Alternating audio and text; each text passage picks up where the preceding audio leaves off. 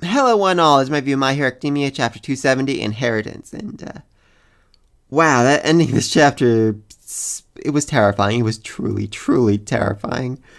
Before I get into that, I really want to talk about the Doctor, because we learned quite a bit about him this chapter. First off, he came up with a paranormal singularity theorem 70 years ago, meaning he is 120 years old, older than that actually. So his whole ragged state that he got into when he was hit with erasure, that makes a whole lot of sense. He's basically, the oldest living man in the world, more or less. Well, next to All For One, probably. And when he first presented his theorem way back when, he tried to warn people, tried to tell them, hey, listen up, this is going to be bad. No one listened to him because, quite frankly, people are very much hesitant to hear about new things that are coming to kill them. I mean, look at, climate change. It took people years and years to start thinking that might be true. For the longest time, anyone who believed it, anyone who said it was real, was utterly and outright mocked. I mean, look at Al Gore, but people are, starting to come around, starting to realize, okay, this might actually be a real threat, a real problem. South Park actually had to do a whole apology episode to Al Gore, telling him Man, Bear, Pig was real, which was utterly hilarious, though their ultimate conclusion was still that we are too lazy to do anything about it, which, concerning, but Anyway, then after he is outright mocked and ostracized completely from his life, All For One appears before him. With his overwhelming presence and Buddha-like smile, he appeared as a god incarnate walking among men. And so as an offering to his god, the Doctor gave him his quirk, Life Force, a quirk which doubles a person's lifespan while sacrificing physical mobility. Okay, that means two terrifying things. First off, All For One was basically fighting with a handicap. His physical mobility was sacrificed in order to extend his lifespan. And for two, All For One is not immortal. The way he's been allowed to live this long, this huge lifespan he has, is because his lifespan was doubled. That makes me rethink the entire timeline for this series.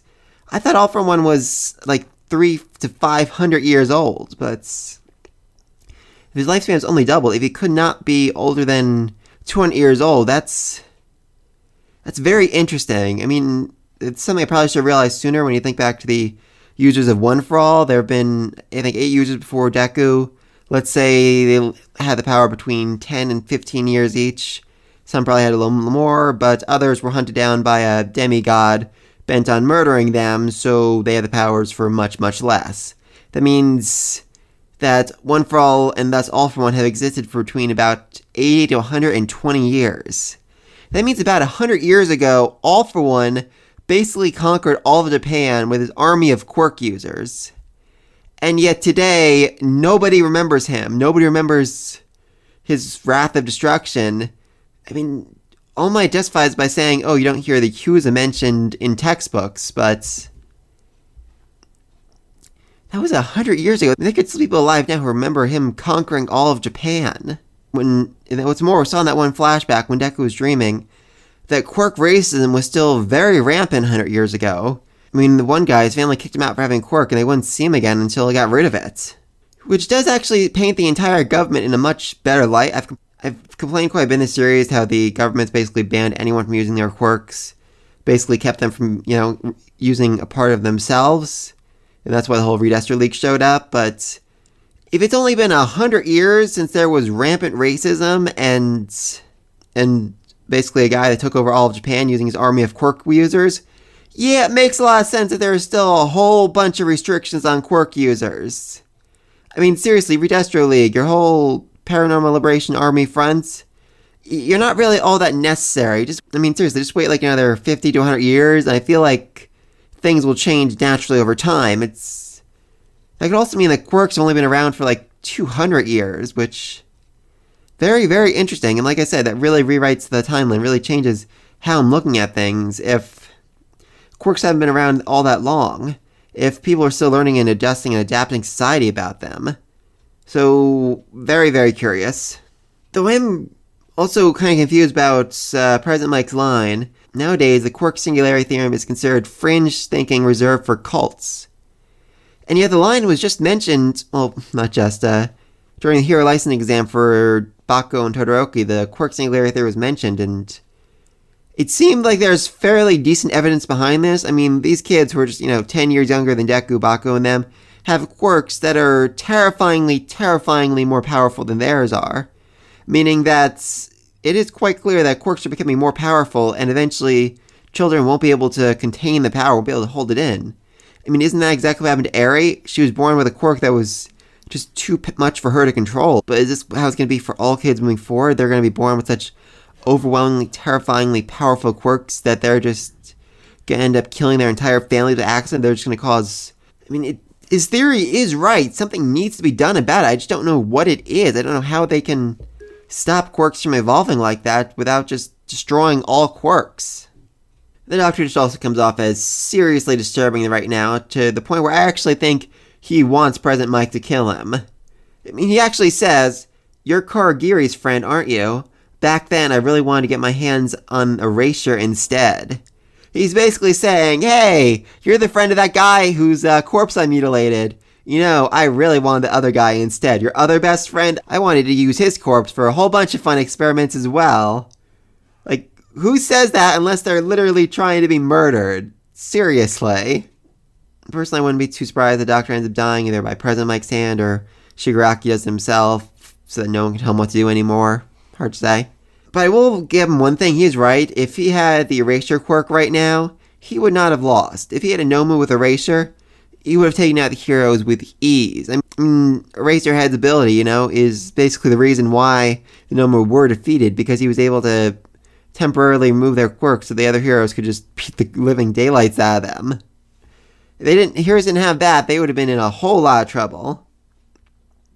Anyway, then I turned the page, and I became very, very confused. We see this crumbled landscape with floating hands and a city beneath it. Not gonna lie, I thought maybe they misplaced the title page. This is an amazing shot, though. It is absolutely beautiful. And Shigaraki is fairly confused about what's going on right here. Even more so when Hannah shows up and he starts reliving moments from his past. But the most interesting part of this whole scene, I mean, there's a whole lot of interesting, but one of the more interesting parts of this whole scene is when Hannah apologizes to him. "I shouldn't have done that. I was the one who said it had to be a secret. Sorry." Shigaraki seems to accept her apology. He says, "Oh, whatever, that stuff doesn't matter anymore." And the way he looks, the way he's expressed, he's smiling. It looks like he's telling her it's okay. It looks like he's really, truly forgiving her. Is this like the last shred of his humanity? Is this... I don't know. It's very strange. It's very bizarre. I mean, you could also look at it as him just, saying that he's moved on, moved past it. But to me, it truly does look like he's forgiven Hannah. Like, there's still some part of him that cares about her. I mean, killing her was absolutely, definitely an accident, but I don't know. I'm just very curious about that. I mean, it might be possible at some point that Eri is going to get her hands on one of the hands of his and find a way to bring back one of his family members. I mean, that would make her a god who can bring back the dead, but moving past that, that might be the only way to really stop him. Anyway, it's a very similar expression with his mother, and then his father shows up with a giant hand meant to crush him, and he just completely obliterates him into pieces. Even he seems a little shocked by just how well he destroyed his father. And then All For One appears, guiding him towards the darkness, guiding him towards destruction. And looking very similar to how he did in the dream that Deku had, which there's a lot to say about that, but to Shigaraki all he says is, "Master, looking like Kurogiri," which, not too far off.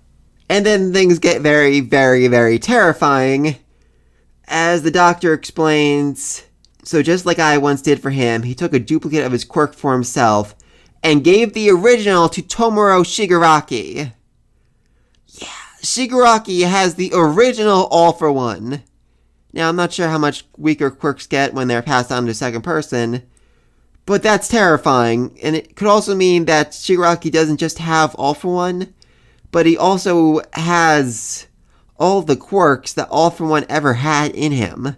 All of those powers are in him right now, which would be bad. Be very, very, very bad. And then we see his family desperately clinging on to him, desperately trying to keep him from going forward to entering the darkness. Trying to remind him of who he was, but it's not enough. He casts him aside and he walks forward. He embraces the darkness. He embraces the destruction. And I do just absolutely freaking love this shot. All of his family members grasping him like this. This is how they look. This was his old villain outfit. It was his family members. It was all of this was exactly them. His mother's hand wrapped around his neck, his father's hand on his face, his sister's hand on his arm. This was exactly how he was dressed up before. And what's probably most terrifying is the last hand. Back then, back in the flashback he said that the number of hands wasn't right. There was something wrong with it. And All For One explained, oh no, that was the hand of the man you killed. It wasn't. It was his grandmother's hand. This whole time, Shigaraki's walking around with his grandmother's hand on his on his back of his head. Seriously. All For One, that is next level evil right there. And then the wire activates. Shigaraki gets a shock. And we flash over to Deku with a look of absolute terror on his face as a warning comes across to him. He's coming. He's coming. The voice is inside him. The voice of All Might's teacher is warning him here and now. Destruction for all is coming, and when it does, no one will be safe. And, oh my god, that is a terrifying way to end this chapter. That is an utterly, utterly terrifying way to end this chapter. I see this next chapter, him just falling to his knees, and as Bakugo comes out to him, asks him what's wrong, and he tells him, the users told him he's coming, we need to get out of here. And they're like, what do you mean? The heroes are taking care of it. And Deku's like, the heroes won't be enough. They can't stop him. Nothing can stop him. We need to get out of here now. We need to evacuate as many people as we can. It's over. This is it. This could also be a good chance for Deku to finally unlock his next quirk, this flight quirk, given that I'm fairly certain the voice that he's hearing right now is the voice of All Might's teacher. She could appear before him right now. She could give him a vision and tell him what's happening. Tell him, give him a warning about her grandson about to destroy everything. And from that, he can unlock the flight quirk, which could be very helpful in evacuating and fleeing whatever he ends up doing. I mean, he is a hero. I can't imagine he's going to, just leave these people, leave these other heroes to die. But he's not fit to fight Shigaraki right now. He's not strong enough. I'm still thinking at this point, all of the heroes are going to be captured, they're going to be taken in or killed, and the students and the sidekicks are going to have to form like an underground of resistance, essentially, where they're in hiding from the villain, hiding from Shigaraki and his all-powerful, unstoppable quirk. Just really not sure. Overall, this was an absolutely freaking insane chapter. Like I said, really redefined the entire timeline for me, which really puts a lot of things in perspective and just sets the stage for next chapter to be freaking insane. That X-Laser hero right here, he's definitely going to die. And I'm just... I could really see next chapter ending with a whole lot of people dying. But let me know all down below. Be sure to like and subscribe to the next video. And until then, peace.